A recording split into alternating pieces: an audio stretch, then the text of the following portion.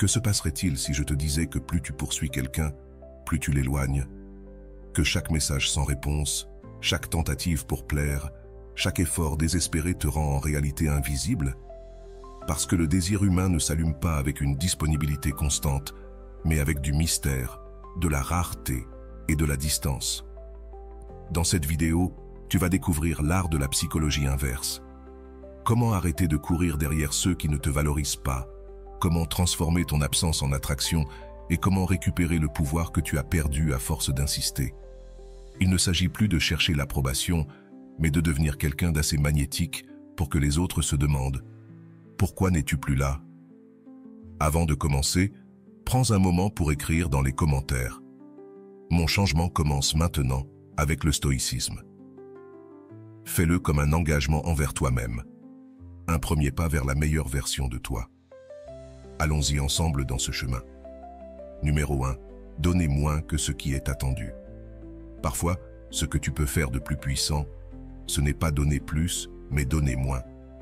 Parce que l'excès de disponibilité, d'attention immédiate, d'enthousiasme débordant, érode la valeur de ta présence. Quand quelqu'un reçoit toujours ce qu'il attend, son esprit se relâche, son intérêt diminue et ta valeur se dilue dans la routine.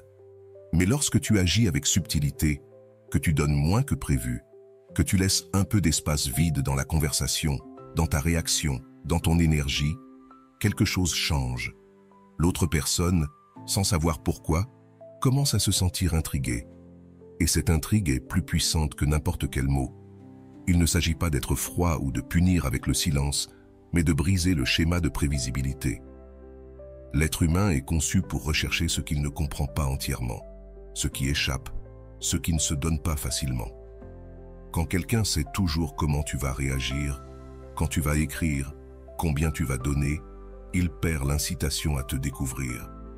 Mais si tu commences à agir stratégiquement, si tu limites tes gestes, si tu choisis tes mots avec soin, tu crées une tension émotionnelle qui te rend magnétique.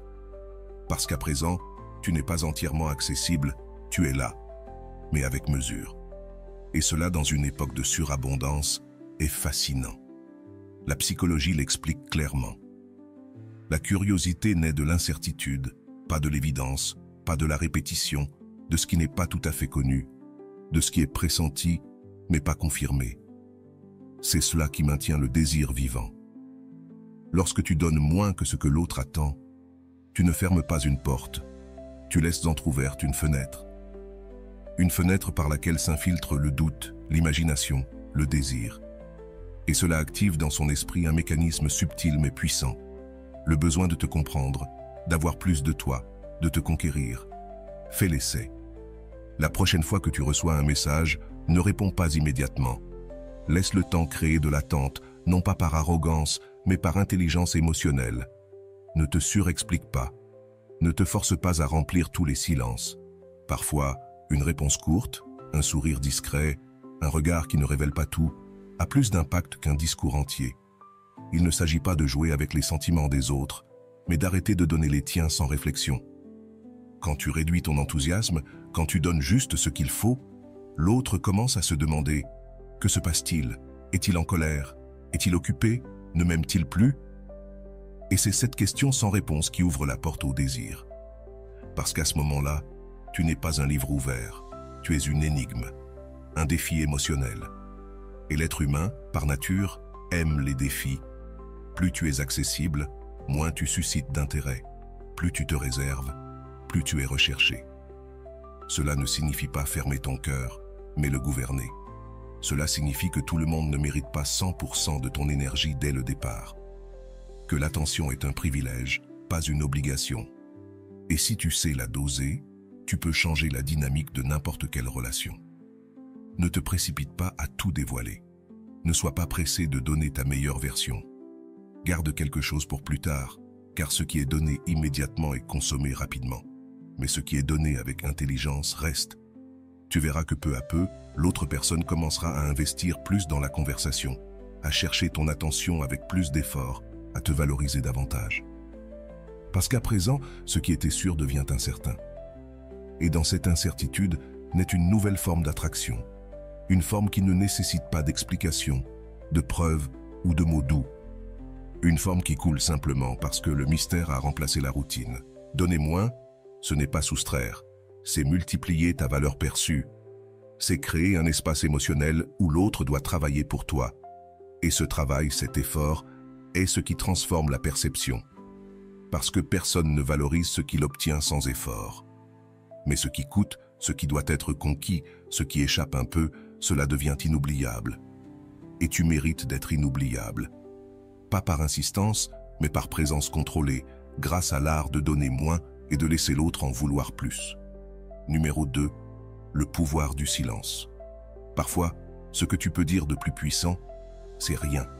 Parce que le silence, lorsqu'il est stratégique, ne signifie pas passivité, il signifie maîtrise. Dans un monde où tout le monde court pour s'expliquer, se défendre, justifier chaque décision, celui qui se tait devient un énigma. Et l'énigme a toujours plus de pouvoir que l'explication. Avant de continuer, si tu n'es pas encore abonné à ma chaîne YouTube, je t'invite à le faire dès maintenant. En t'abonnant, tu seras informé de toutes mes nouvelles vidéos, ce qui te permettra de ne rien manquer de contenu précieux. Parler trop révèle tes insécurités, tes doutes, tes vides. Mais le silence, en revanche, communique quelque chose de beaucoup plus profond. Tu n'as pas besoin de convaincre qui que ce soit pour être sûr de qui tu es. Chaque fois que tu ressens l'urgence d'éclaircir ce que tu as fait, de justifier pourquoi tu t'es éloigné, de donner des détails que personne n'a demandé, demande-toi, est-ce que je le fais par besoin ou par stratégie? Parce que la plupart du temps, quand tu parles trop, tu cherches à obtenir l'approbation déguisée en dialogue. Et ce besoin, bien que tu ne le nommes pas, se ressent. L'autre personne le perçoit et sait que tu essaies de remplir un vide avec des mots qui, au fond, veulent une seule chose, ne pas perdre le contrôle. Mais quand tu choisis le silence, quelque chose change. Tu n'es plus dans un mode de réaction. Tu es dans un mode d'observation. Et cela intimide, parce que celui qui se tait ne se dévoile pas. Celui qui garde le silence ne dévoile pas ses cartes. L'autre commence à se demander « Qu'est-ce que tu penses? Comment tu te sens? Que signifie ton absence de réponse ?» Et c'est dans ce mystère que se crée une tension puissante. Parce que le silence bien utilisé ne repousse pas, il attire, intrigue, amène l'autre à réfléchir, à imaginer, à projeter. La science le confirme. La psychologie du silence montre que les personnes qui parlent peu mais avec intention sont perçues comme plus fortes, plus respectées, plus sûres d'elles. Non pas parce qu'elles ont toutes les réponses, mais parce qu'elles n'ont pas besoin de prouver quoi que ce soit. Le silence est une forme de communication qui ne cherche pas à être comprise, mais à être ressentie. Et lorsque quelqu'un le ressent, il comprend qu'il est face à une personne qui ne joue pas à perdre son équilibre pour un impulsif émotionnel. Affronte cette discussion qui chauffe, ce moment où tu crierais normalement, où tu réclamerais, où tu exigerais.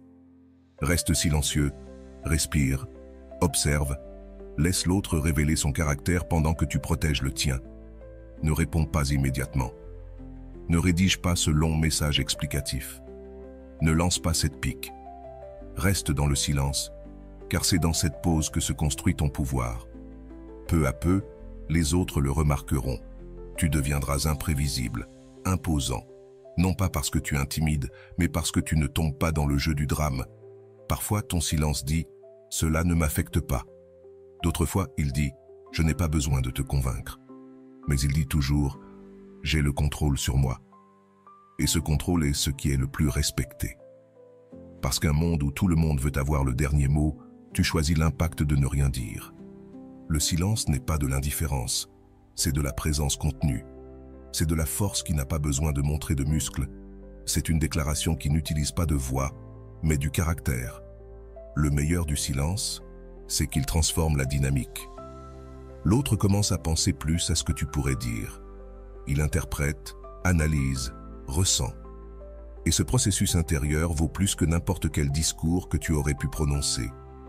Tu cesses d'être celui qui supplie pour être compris, et tu deviens celui qui se laisse comprendre depuis la tranquillité, depuis une position qui dit « Je sais qui je suis, je n'ai pas besoin d'expliquer ».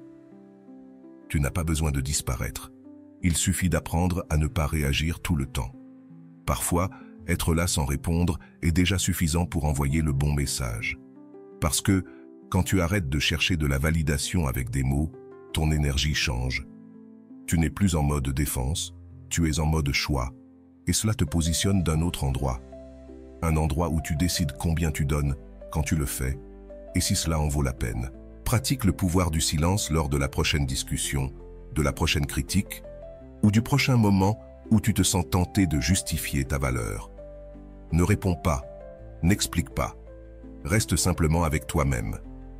Parce que celui qui n'a pas besoin de parler pour se sentir valable a déjà gagné. Tôt ou tard, le monde le reconnaît, car celui qui maîtrise sa bouche maîtrise sa vie. Si vous êtes arrivé jusque-là, écrivez en commentaire « J'arrête de mendier l'amour ». La magie de l'absence. Il y a des moments où s'éloigner n'est pas une retraite, mais une stratégie silencieuse pour récupérer ton pouvoir. Parce qu'il y a une vérité inconfortable que beaucoup ignorent, plus tu t'offres sans mesure, plus tu deviens prévisible, et ce qui est prévisible perd de sa valeur. La psychologie humaine ne fonctionne pas par logique, mais par désir. Et le désir s'allume devant ce qui ne peut pas être totalement possédé. C'est pourquoi, quand tu disparais, quelque chose change dans l'esprit de l'autre personne. Tu n'es plus là pour répondre immédiatement, pour plaire, pour sauver la conversation. Et ce vide que tu laisses n'est pas simplement une absence, c'est une présence qui pèse plus que lorsque tu étais là.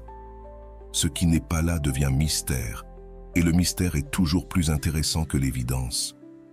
Il y a une magie cachée dans ton silence, dans ton absence de réaction, dans ta capacité à ne pas être là. Soudainement, l'autre personne commence à te chercher, non pas parce que tu l'y obliges, mais parce qu'il y a quelque chose en elle qui a besoin de remplir l'espace que tu occupais. Cet espace qui est maintenant vide et qui crie plus fort que n'importe quel message, plus fort que n'importe quelle plainte. Parce que l'absence bien gérée n'est pas de l'indifférence, c'est de l'intelligence émotionnelle. C'est ici que l'une des lois les plus puissantes de la psychologie entre en jeu, la loi de la rareté. Ce qui est difficile à obtenir, ce qui n'est pas toujours à portée de main, devient plus précieux, comme une ressource limitée, comme l'eau dans le désert. Tant que tu étais toujours disponible, tant que tu cédais à chaque tentative d'approche, tant que tu répondais à chaque message comme si ton temps n'avait aucune valeur, tu as montré que tu étais facile à atteindre. Mais quand tu disparais avec élégance, quand tu arrêtes d'expliquer, de justifier, d'insister, quelque chose change. Parce qu'à présent, ils doivent t'imaginer, et l'imagination a le pouvoir de transformer l'ordinaire en extraordinaire. Il ne s'agit pas de jouer avec les sentiments, mais de cesser de jouer avec toi-même, de te rappeler que tu as aussi de la valeur, que ton temps compte aussi, que ton énergie n'est pas infinie.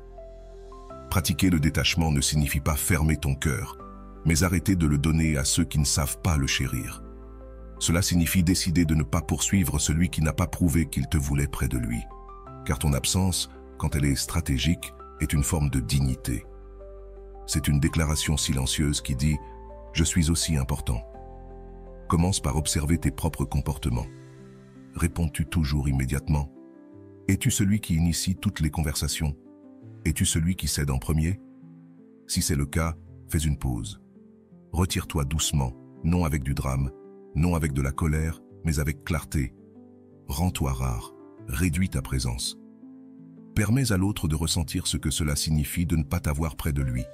Et oui, au début, cela sera inconfortable. Tu penseras peut-être que tu perds, que tu es oublié, mais ce n'est que ton esprit qui essaie de garder le contrôle. La véritable transformation se produit lorsque tu es capable de résister à l'envie de courir après et au contraire, de maintenir fermement ta distance. Ce qui est fascinant, c'est qu'avec le temps, tu verras le changement.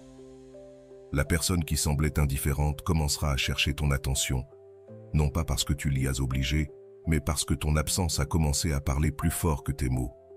Elle commencera à penser à toi plus souvent, à se rappeler de toi sans raison apparente, à te manquer à des moments inattendus. Et cela se produit parce qu'à présent, ta présence est devenue rare, spéciale, précieuse. Tu n'es plus une option, tu es un souvenir qui pèse, qui fait mal, un souvenir qui compte. Souviens-toi de cela. Tu n'as pas été créé pour poursuivre ce qui ne veut pas être trouvé.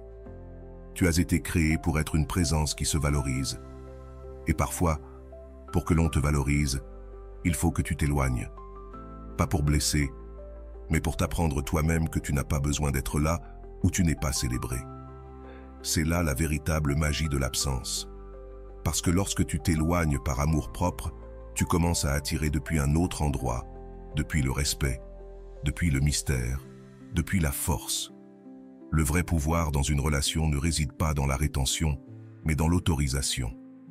Parce que celui qui donne la liberté avec confiance ne montre pas de l'indifférence, mais de la sécurité. Nous vivons en croyant que si nous ne sommes pas toujours présents, si nous ne contrôlons pas chaque mouvement, nous perdrons le lien. Mais ce qui se passe en réalité est le contraire. Plus tu t'accroches, plus tu étouffes. Plus tu poursuis, plus tu éloignes. Plus tu es exigé, moins on te choisit. Laisser partir sans drame est l'un des plus grands actes de maturité émotionnelle.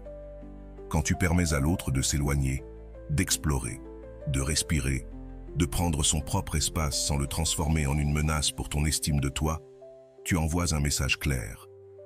Je suis complet avec moi-même. Je n'ai pas besoin que tu restes. Je choisis que tu sois là. Et cette différence change tout. Parce qu'à présent, ta présence n'est pas une obligation, c'est un cadeau. Et ce qui est librement choisi est plus valorisé. La science le confirme. La théorie de l'attachement montre que les personnes émotionnellement sécurisées, celles qui ne ressentent pas le besoin de contrôler ni de s'assurer constamment qu'elles sont aimées, génèrent des relations plus saines et durables, car elles ne placent pas sur l'autre le poids de leur identité. Au lieu de demander « Où vas-tu » Zrenia dit « Prends soin de toi ». Au lieu de réclamer de l'attention, offre le silence. Au lieu d'exiger la permanence, montre la paix avec la possibilité que l'autre choisisse. Parce que lorsque tu n'as pas besoin que quelqu'un reste, mais que tu l'apprécies quand même, ton énergie change. Tu deviens une option, pas une obligation, un refuge, pas une cage, et cela est profondément attirant. Pratique ce détachement sain dans ta vie quotidienne. La prochaine fois que tu ressentiras le besoin de contrôler, respire. La prochaine fois que quelque chose en toi hurle de ne pas laisser partir, réponds avec calme intérieur, « Je vais bien. Je connais ma propre présence. » Prends la responsabilité de ton bien-être. Remplis tes propres vides. Fais de ta vie quelque chose de riche, d'intéressant, de complet, de sorte que personne ne ressente qu'il doit être ton monde pour en faire partie. Cela ne signifie pas être froid. Cela signifie avoir ses racines. Tu verras comment l'autre commence à te regarder différemment. Tu n'es plus celui qui a besoin de validation constante. Tu es celui qui offre la paix, celui qui ne court après personne, mais qui est toujours prêt à partager. Celui qui n'a pas besoin de forcer des liens parce qu'il comprend que les véritables connexions se construisent depuis la liberté, pas depuis la pression. Les gens restent là où ils se sentent libres, pas là où ils se sentent emprisonnés. L'amour ne grandit pas derrière des barreaux émotionnels, il grandit dans des jardins ouverts où chacun peut fleurir sans peur. Lorsque tu laisses l'autre respirer, tu te donnes aussi la possibilité de grandir, de guérir, de te retrouver. Tu arrêtes de mesurer ta valeur par combien on te cherche, par combien de messages tu reçois, par combien de fois on te choisit, et tu commences à te concentrer sur ce qui compte vraiment. Comment tu te choisis, comment tu te parles, comment tu te soignes, comment tu t'enrichis émotionnellement. Et cela, ironiquement, te rend encore plus attirant, car tu projettes quelque chose que peu de gens ont, la paix intérieure. Et alors, il se passe l'inattendu. Cette personne qui semblait s'éloigner, distraite, qui ne répondait pas comme tu l'attendais, commence à te remarquer davantage. Pas parce que tu insistes, mais parce que tu as cessé de le faire. Parce que lorsque quelqu'un se rend compte qu'il n'a pas besoin de toi, il commence à se demander pourquoi. Et cette curiosité devient de l'admiration. Parce que le détachement n'est pas de la froideur, c'est la façon la plus claire de dire « j'ai aussi une vie et tu n'es pas mon centre ». Numéro 5. Déstabiliser l'ego pour créer de l'attraction.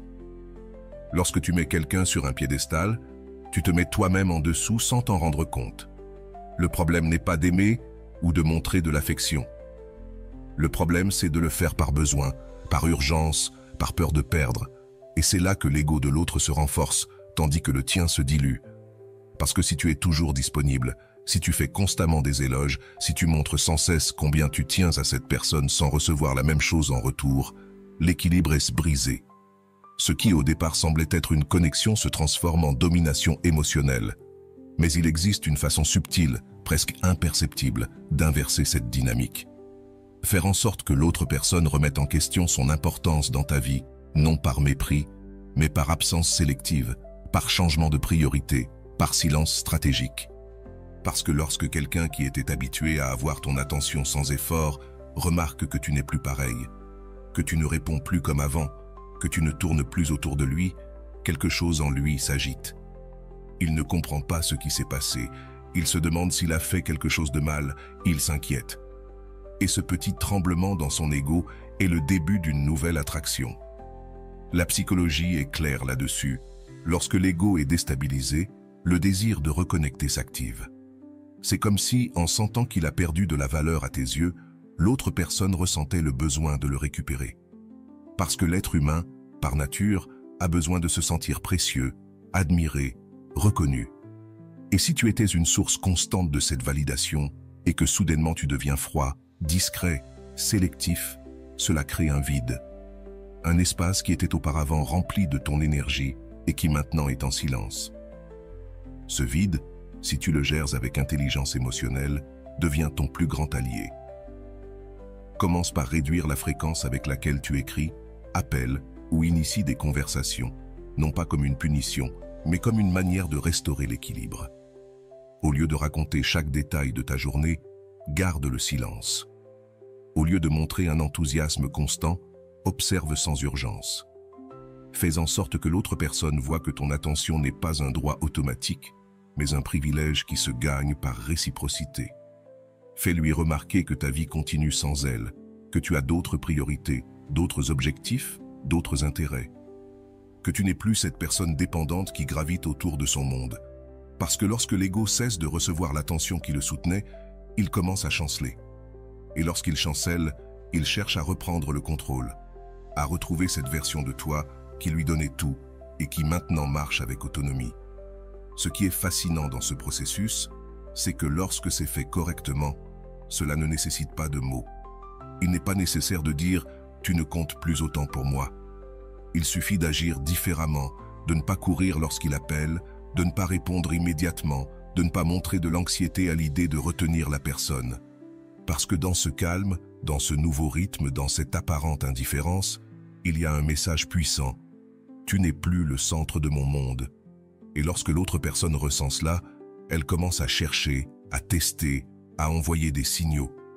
Parce que maintenant, elle se demande si elle t'a perdu, si tu es avec quelqu'un d'autre, si tu ressens encore la même chose. Et ce doute, ce coup porté à l'ego, peut devenir le déclencheur d'un nouvel intérêt, d'une nouvelle attraction. Parce qu'à présent, tu es le mystère. Tu es celui qui n'a pas besoin de l'autre. Tu es celui qui, sans le dire, met des limites. Ce n'est pas de la manipulation, c'est de l'intelligence émotionnelle. C'est récupérer ta place sans avoir à détruire l'autre. C'est dire par tes actions, je vaux aussi, je choisis aussi, je sais aussi avancer. Et à partir de là, tout change.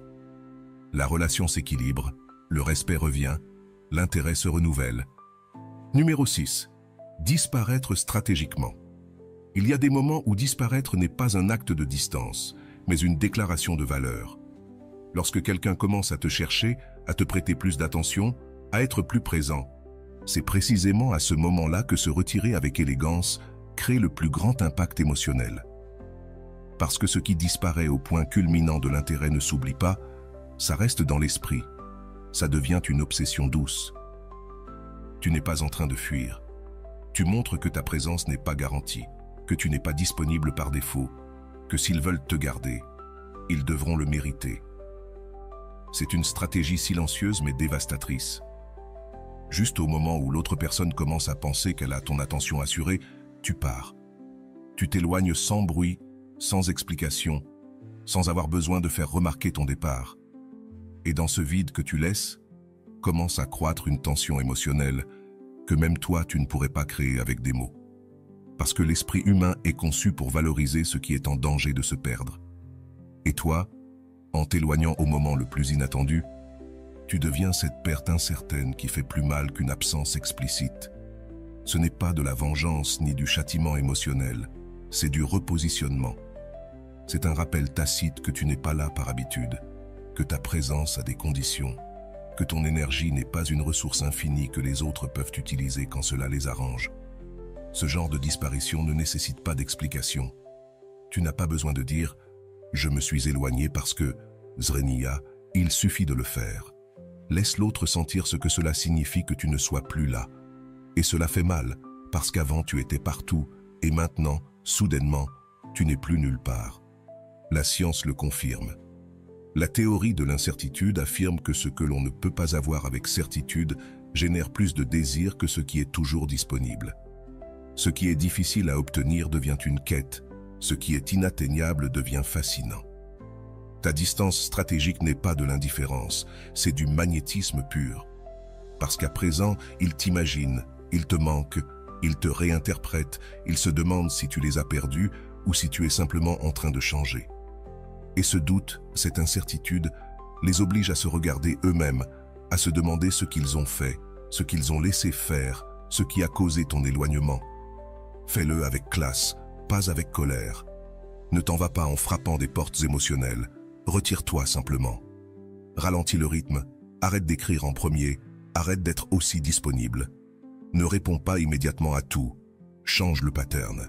Parce que lorsque tu brises la routine de l'attention constante, le système émotionnel de l'autre personne se met en alerte. Et là commence le véritable jeu.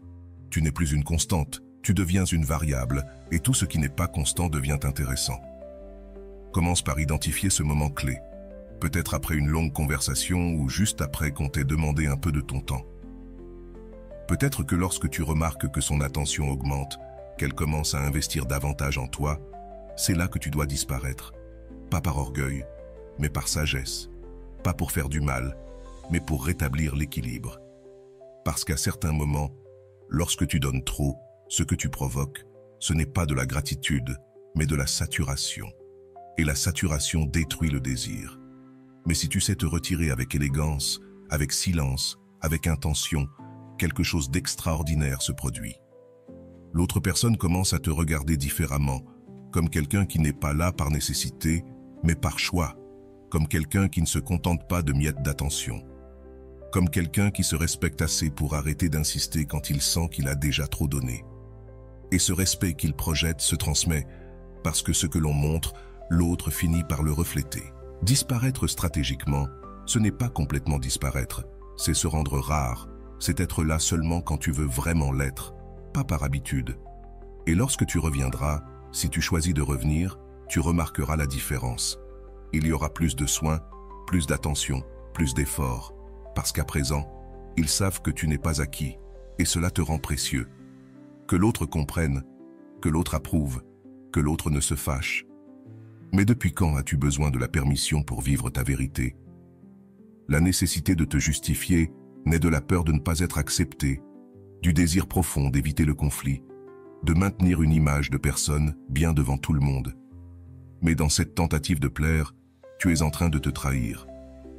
Car celui qui se justifie constamment dit au monde « Je ne suis pas sûr de ce que j'ai fait, j'ai besoin que tu me valides ». Et quand cela se produit, tu cesses d'inspirer du respect. Tu deviens prévisible, manipulable, facile à lire, facile à contrôler. Une personne qui agit avec clarté intérieure n'explique pas ses pas, non pas parce qu'elle a quelque chose à cacher, mais parce qu'elle n'a rien à prouver. Ses décisions sont le fruit de la réflexion, non des impulsions. C'est pourquoi elle ne s'expose pas à un examen inutile, car elle comprend que ce qui est authentique n'a pas besoin d'être défendu, que celui qui te respecte réellement ne demande pas d'explications constantes, et que celui qui doit tout justifier finit par se détruire émotionnellement. La psychologie le confirme. Les personnes qui agissent avec authenticité, sans avoir besoin de justifier chaque mouvement, sont perçues comme plus sûres, plus admirables, plus fiables, car elles transmettent une cohérence intérieure, une fermeté. Et cela, dans un monde où la majorité cherche l'approbation, devient magnétique. Le silence, lorsqu'il est le fruit de la sécurité, pèse plus que n'importe quel argument, et une réponse ferme, sans fioriture ni détour, impacte plus qu'un discours entier. Fais l'essai. La prochaine fois que quelqu'un remet en question une de tes décisions, réponds sans te justifier. Sois clair, sois bref. Je l'ai décidé ainsi. C'est ce que je veux. Je ne trouve pas cela nécessaire. Rien de plus. Ne rentre pas dans des explications inutiles. Ne t'excuse pas de t'avoir choisi, car chaque fois que tu le fais, tu envoies le message que tu n'es pas suffisant si tu n'es pas compris. Et cela, avec le temps, détruit ton estime de toi. Parfois, le silence face à une question intrusive est plus puissant que n'importe quelle longue explication. Parfois, un « je préfère ne pas en parler » est la déclaration la plus percutante de pouvoir personnel. Tu n'as pas besoin de convaincre qui que ce soit pour qu'il respecte ton chemin. Tu n'as qu'à le suivre avec fermeté, car celui qui s'arrête pour expliquer chaque étape perd sa force, son rythme, son respect. Ne pas te justifier ne signifie pas être impoli, cela signifie être ferme. Ce n'est pas rejeter le dialogue, c'est choisir avec qui et quand parler. Cela signifie que ton énergie n'est pas disponible pour n'importe qui, que ton histoire n'est pas ouverte aux interprétations des autres, que tes limites ne sont pas négociées avec des arguments, mais avec des décisions. Lorsque tu cesses de te justifier, tu verras que les gens te regardent différemment. Certains s'éloigneront parce qu'ils ne peuvent plus te manipuler émotionnellement. Mais ceux qui resteront le feront avec respect, car ils comprendront que tu ne cherches pas l'approbation, mais une connexion réelle. Et la véritable connexion se trouve entre des personnes qui s'acceptent mutuellement, sans avoir besoin de convaincre l'autre à chaque « non », sans expliquer pourquoi. Chaque fois que tu prends de la distance sans te justifier, chaque fois que tu fais quelque chose pour toi sans demander la permission, tu renforces ton identité. Et c'est là que réside le véritable pouvoir. Agir depuis la cohérence, non depuis la peur. Choisir le silence ferme au lieu de la justification désespérée et faire confiance à ceux qui te valorisent réellement, sans avoir besoin de tout expliquer. Tu n'as pas besoin d'être compris par tous, tu as juste besoin de te comprendre toi-même. Car lorsque tu es clair avec ce que tu fais, ce que tu ressens et ce que tu choisis, il n'y a aucune pression extérieure qui puisse te faire vaciller. Et au final, c'est ce qui te transforme en quelqu'un de respecté, admiré et surtout libre. Être complet sans l'autre personne, cela ne signifie pas que tu ne l'apprécies pas, cela signifie que tu ne laisses pas ta propre valeur dépendre de sa présence. Tu peux aimer, partager, mais depuis la plénitude, non depuis le vide. Car lorsque quelqu'un sent que tu dépendes émotionnellement de sa présence, quelque chose dans la dynamique change. Tu cesses d'être une option, tu deviens une nécessité. Et ce qui est nécessaire épuise, ce qui est autonome attire. Beaucoup commettent l'erreur de penser que pour garder quelqu'un près de soi, il faut prouver à quel point on a besoin de lui, que si on ne l'appelle pas, on le perd, que si on ne le cherche pas, il part. Mais c'est tout le contraire. Plus tu te dévoues à quelqu'un, plus tu te dissous à ses yeux. Parce qu'en devenant quelqu'un sans vie propre, sans passion individuelle, sans lumière personnelle, tu perds ta valeur. Tu deviens prévisible. Tu es toujours là, toujours disponible, toujours en attente. Et cela, au lieu d'inspirer l'amour, génère du dégoût. Montrer que tu es complet, c'est vivre une vie qui ne tourne pas autour de l'autre. C'est profiter de tes loisirs, de tes projets, de ta routine, sans avoir à demander la permission d'être toi. C'est partager, non quémander. C'est parler de ce que tu fais avec naturel, sans attendre d'approbation ni d'attention particulière. C'est pouvoir dire « Aujourd'hui, j'étais occupé à grandir, à apprendre, à profiter. Je ne t'ai pas attendu toute la journée pour me sentir bien. » Et cela n'a rien de l'égoïsme, c'est du respect de soi, c'est de l'indépendance émotionnelle. Et l'indépendance, lorsqu'elle est associée à l'affection, devient l'une des combinaisons les plus puissantes. La science l'a déjà démontré. L'autonomie émotionnelle est hautement attirante. Les personnes qui ne dépendent pas émotionnellement des autres pour se sentir validées sont perçues comme plus fortes, plus matures, plus intéressantes, non parce qu'elles ne ressentent rien, mais parce qu'elles savent vivre avec leurs propres racines. Et cela projette quelque chose que tout le monde, au fond, désire, la sécurité. Quand quelqu'un voit que tu peux être bien avec toi-même sans que cela signifie que tu te refermes, il ressent immédiatement de la curiosité pour toi. Parce que tu deviens un espace qu'on rejoint, pas un espace qui piège. Fais le changement. Arrête de montrer que ton monde s'effondre quand l'autre n'est pas là. Arrête de publier des sous-entendus, de chercher de la compassion. de prétendre être fort alors que tu attends un appel. Concentre-toi sur la construction de ton propre bien-être. Sors marcher seul, apprends quelque chose de nouveau, fais de l'exercice. Entoure-toi de gens qui te nourrissent, non pour oublier, mais pour t'élargir, pour montrer que tu existes aussi au-delà de cette personne, qu'il existe une vie à toi qui ne reste pas en pause en attendant d'être aimé. Et lorsque tu partages quelque chose, fais-le sans fanfaronnade, sans intention de provoquer. Fais-le comme quelqu'un qui vit simplement, qui est centré, car c'est cela qui impacte réellement. Tu n'as pas besoin de montrer que tu vas mieux sans l'autre. Tu dois vraiment être bien, car quand tu es complet, l'autre le ressent. Il sent qu'il ne peut plus te manipuler, qu'il ne peut plus te conditionner, qu'il ne peut pas jouer avec ton besoin. Et cela, même si cela déstabilise au début, génère un profond respect. Tu verras le changement. L'autre personne cessera de te voir comme une personne faible, dépendante, toujours disponible. Elle commencera à se demander « Que fais-tu ? Comment peux-tu aller si bien ? Pourquoi ne sembles-tu plus aussi affecté ?» Et là naît une nouvelle attraction, plus solide, plus consciente. Parce qu'à ce moment-là, tu n'es plus une béquille émotionnelle. Tu es une figure autonome, quelqu'un qui, s'il est dans sa vie, y est par choix et non par dépendance. Être complet sans l'autre personne, ce n'est pas fermer son cœur, c'est le renforcer. Ce n'est pas couper des liens, c'est créer ses propres racines. Car lorsque tu te soutiens seul, personne ne peut te faire tomber. Et dans un monde rempli de liens fragiles, c'est la chose la plus attirante que tu puisses être. Non pour impressionner, mais pour vivre en paix. Parce que quand tu n'as besoin de personne pour être bien, tu peux choisir en toute liberté. Et tout ce qui naît de là a bien plus de valeur. Sans limite, on finit par être pris pour acquis. Dans les relations, tout comme dans la vie, la valeur est intimement liée à la rareté. Non pas parce que tu te caches, mais parce que tu choisis quand, comment et avec qui tu te partages. Être rare, ce n'est pas disparaître, c'est devenir mémorable. C'est laisser une marque quand tu es là et un vide quand tu n'es pas là.